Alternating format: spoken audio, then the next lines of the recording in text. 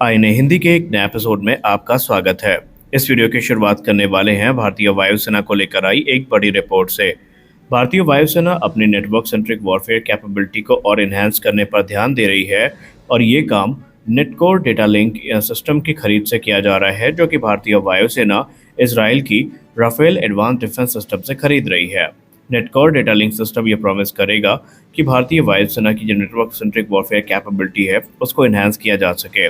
Basically नेटकोर की अगर हम बात करें तो ये एक advance software defined radio system है जो कि एल बैंड फ्रिक्वेंसी रेंज पर काम करता है और इस समय इसे भारतीय वायुसेना के तेजस मार्क 1 और सुखोई 30 MKI फाइटर एयरक्राफ्ट में इंटीग्रेट किया जा रहा है। ये मूव ऐसे समय पर आया है जब भारतीय वायुसेना अपनी जो कॉम्बैट कैपेबिलिटी है उसको मॉडर्नाइज करने पर ध्यान दे रही है, जिसके अंतर्गत जो इंटरऑपरेबिलिटी है उसको काफ़ी इम्प्रूव किया जा रहा है और सिचुएशनल अवेयरनेस को स्ट्रेंथन करने का प्रयास किया जा रहा है ताकि जो रीजनल थ्रेट्स हमें चाइना और पाकिस्तान से मिल रही हैं उनको इफेक्टिवली काउंटर किया जा सके। आपको याद दिला दें कि नेटकोर सिस्टम का जो इंटीग्रेशन है खासकर तेजस के साथ L band data link specification में ये प्रॉमिस करता है कि भारतीय वायुसेना अपनी फोर्स को और ज़्यादा कनेक्टेड और लीथल करने वाली है। नेटकोर सिस्टम की बात करें तो ये राफेल के बीनेट AR सॉफ्टवेयर डिफाइंड रेडियो का ही एक वेरिएंट है जो कि कटिंग एज कम्युनिकेशन प्लेटफॉर्म है और ये इनेबल करता है सिक्योर और रियल टाइम डेटा एक्सचेंज को। अब ये एक्सचेंज एयरक्राफ्ट के बीच में भी हो सकता है और ग्राउंड स्टेशंस के बीच में भी हो सकता है या एयरक्राफ्ट और दूसरे एसेट्स के बीच में हो सकता है। और सिक्योर कम्युनिकेशन का सीधा फ़ायदा जो एयरक्राफ्ट है उनको तब मिलता है जब वो किसी ऑपरेशन में होते हैं और उनको जो क्रिटिकल इन्फॉर्मेशन है वो सेफली डिलीवर होती है। इस समय भारतीय वायुसेना अपनी जो कॉम्बैट फ्लीट है उसको मॉडर्नाइज कर रही है क्योंकि ऑपरेशन सिंदूर के बाद ये चीज़ें तो तय हैं कि जिस प्रकार की सफलता हमें प्राप्त हुई है उसको देखकर हमें निश्चिंत नहीं हो जाना है बल्कि भविष्य के थ्रेट के लिए खुद को तैयार करना है। हमारी अगली बड़ी अपडेट आ रही है भारतीय वायुसेना के 5th generation fighter aircraft procurement programme को लेकर के। क्या Su-57 वर्सेस F-35 को लेकर हमने जो अनुमान लगाया था वो सत्य होने वाला है? क्या भारतीय वायुसेना एक बार फिर से 5th जनरेशन फाइटर एयरक्राफ्ट की तरफ जा रही है और क्या अब Su-57 का आना कंफर्म हो गया है? हम ऐसा क्यों बोल रहे हैं? इसके पीछे एक वाजिब वजह है। अभी तक जो रिपोर्ट सामने आ रही थी वो अलग अलग मीडिया हाउसेस से आ रही थी जहां पर यह दावा किया जा रहा था कि Bharat 5th generation fighter aircraft को लेकर आगे बढ़ रहा है और हाल ही में जब डिफेंस सेक्रेटरी का बयान सामने आया था तो उन्होंने भी इस बात को माना था कि जी हाँ, कि भारतीय वायुसेना इस समय actively 5th generation fighter jet के प्रोक्योरमेंट को कंसिडर कर रही है। लेकिन अब यहाँ पर ANI की रिपोर्ट में एक चौंकाने वाला खुलासा हुआ है। दरअसल कल से ही रशियन मीडिया आउटलेट्स ये क्लेम करने लगे कि भारत तकरीबन 54 की संख्या में Su-57 और 40 की संख्या में Su-35 की खरीद रूस से करने वाला है।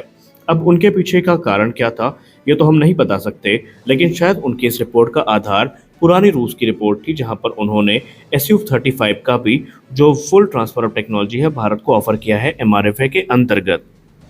लेकिन अब ANI की एक रिपोर्ट सामने आई है जहां पर यह दावा किया जा रहा है कि भारत का रक्षा मंत्रालय अब इस चीज़ को लेकर काफ़ी गंभीर है और बाकायदा इसके लिए एक हाई लेवल कमेटी का गठन भी कर दिया गया है जिसकी अध्यक्षता defence secretary RK Singh sir की तरफ से की जा रही है। और यहाँ पर पॉसिबिलिटी है कि भारत बहुत जल्दी जो 3 स्क्वाड्रन है 5th जनरेशन फाइटर एयरक्राफ्ट की उसको खरीदने वाला है। हालांकि नाम तो सामने नहीं आए हैं, लेकिन जिस प्रकार के अभी प्रथम जो कह सकते हैं रुझान सामने आ रहे हैं इसमें Su-57 ही सबसे ज़्यादा प्रबल दावेदार है क्योंकि अभी तक F-35 का कोई फॉर्मल ऑफर भारत को नहीं मिला है और बहुत सारी चीज़ें हैं जो डिस्कस होना बाकी है। लेकिन अगर हम Su-57 फैलन की बात करें तो with transfer of technology with source code offer किए गए हैं और भारत को जो इनका S-70 ड्रोन है उसका एक्सेस भी मिल जाएगा इसी डील के अंतर्गत। वहीं भारतीय वायुसेना ऐसे प्लेटफॉर्म को इंडक्ट करना चाहती है जो कि भारत के इकोसिस्टम में इजीली अडॉप्ट किए जा सकें, तो जाहिर सी बात है कि Su-57 ही इकलौता ऐसा प्लेटफॉर्म है फिर इस रेस में जो यहाँ पर भारत के साथ एडजस्ट कर सकता है। क्योंकि आपने F-35 के केस में देख लिया है कि भारत में जो ज़रूरी इकोसिस्टम है वो ना होने के चलते जो यूके है उसको अपने एयरक्राफ्ट को मेंटेन करने में काफ़ी ज़्यादा मशक्क़त करनी पड़ी थी। हालांकि इस पॉइंट ऑफ टाइम पर हम ये दावा नहीं करते बिल्कुल भी कि भारत Su-57 की तरफ ही जा रहा है, लेकिन यहाँ पर पहले भी रिपोर्ट सामने आ चुकी हैं Su-57 के समर्थन में और भारतीय वायुसेना के जो पूर्व अधिकारी हैं वो फ्रीडम और जो टेक्नोलॉजी है उसको देखते हुए Su-57 के कह सकते हैं पक्ष में बात करते नजर आए हैं। क्योंकि आपको याद दिला दें कि SU-57 को लेकर रूस खुद काफ़ी ज़्यादा एग्रेसिव है।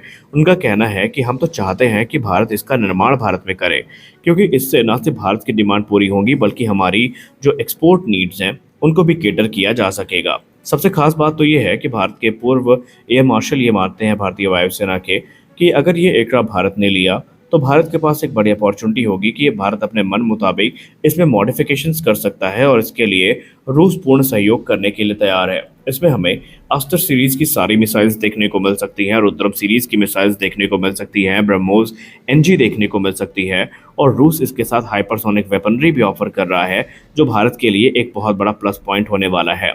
यानी रूस हथियारों की पूरी खदान भारत के लिए खोलने के लिए तैयार है। अब क्योंकि भारत पहले भी FGFA प्रोग्राम का हिस्सा था और 2018 में भारत ने एग्जिट लिया था इस प्रोग्राम से, तो अब देखना इंटरेस्टिंग होगा कि ये चीज़ें कब तक होती हैं। खैर, अगर आप ये सोच रहे हैं कि डील अगर 2025 के अंत तक फाइनलाइज भी हो जाती है तो हमें ये एयरक्राफ्ट 2026-27 तक मिलेंगे, तो आप गलत हैं। एक मीडिया रिपोर्ट के हिसाब से कम हमें यहाँ पर 2029 से 30 तक का वेट करना पड़ेगा पहले फाइटर जेट के लिए। हमारी अगली बड़ी अपडेट आ रही है MRFA प्रोग्राम को लेकर के। MRFA को लेकर एक बार फिर से हलचल मचनी शुरू हुई है और मीडिया रिपोर्ट्स में ऐसा इंगित किया जा रहा है कि भारत का रक्षा मंत्रालय या तो स्प्लिट प्रोग्राम को लेकर आगे बढ़ सकता है या कोई मैसिव डील हमें लोड होती नजर आ रही है। लेकिन इस दुविधा की घड़ी में बहुत सारे लोगों के प्रश्न ये है कि करंट स्टेटस क्या है, कौन जीत सकता है, कौन नहीं जीत सकता है। देखिए, अब मामला काफ़ी पेचीदा हो चुका है। To be very honest, media reports में, चाहे वो हिंदुस्तान टाइम्स की रिपोर्ट है या किसी और की, सिर्फ इतना कहा गया है कि इंडियन एयरफोर्स प्रपोजल आगे बढ़ा रही है, लेकिन इसमें कोई वैलिड टाइमलाइन नहीं बताई गई है, तो इसलिए हम टिप्पणी नहीं कर सकते। अब दूसरा प्रश्न जो काफ़ी कंफ्यूज कर रहा है लोगों को कि SU-57 की भी बात हो रही है, SU-35 की भी बात हो रही है और राफेल की भी बात हो रही है। तो अगर MRFA होता है तो यहाँ पर कौन विजेता होगा? देखिए, प्रैक्टिकली देखें तो SU-57 को आप MRFA से जोड़कर ना देखें, क्योंकि MRFA का हिस्सा ये नहीं है। SU-57 आंतरिक समाधान के तौर पर लिए जा रहे हैं, जबकि MRFA एक बड़ी डील होने वाली है। लेकिन जैसी इस समय कह सकते हैं कार्यविधि चल रही है, हमें MRFA के पूरे होने के कोई आसार नहीं नजर आ रहे हैं। क्योंकि देखिए, $20 बिलियन कोई छोटी रकम नहीं होती है, ये एक बहुत बड़ी डील है। लेकिन क्योंकि अभी तक रिक्वेस्ट पर प्रपोजल ही नहीं आया है, तो हम ये कैसे कह दें कि इस पे कोई निर्णय आ सकता है। हाँ, एक संभावना है कि भारतीय वायुसेना अपनी रिक्वायरमेंट को देखते हुए जो SU-57 की 3 स्क्वाड्रन है, इसके साथ राफेल की भी एडिशनल जो 1-2 स्क्वाड्रन है वो ऑर्डर कर सकती है, ताकि AMCA के आने तक, तेजस मार्क 2 के आने तक चीज़ें सामान्य रूप से चलती रहें। लेकिन यहाँ पर 114 फाइटर्स की डील और लोकल मैन्युफैक्चरिंग की जहाँ तक बात रही, तो अभी इंडियन एयरफोर्स की तरफ से कोई ऑफिशियल कंफर्मेशन सामने नहीं आई है। जो भी रिपोर्ट आ रही हैं वो प्रतिष्ठित मीडिया संस्थानों की तरफ से ही आ रही हैं। जब तक IAF ना क्लियर कर दे, हम कुछ भी नहीं कह सकते। तो इस वीडियो में बस इतना ही। मिलते हैं अगले वीडियो में कुछ अपडेट्स के साथ। तब तक के लिए जय हिंद।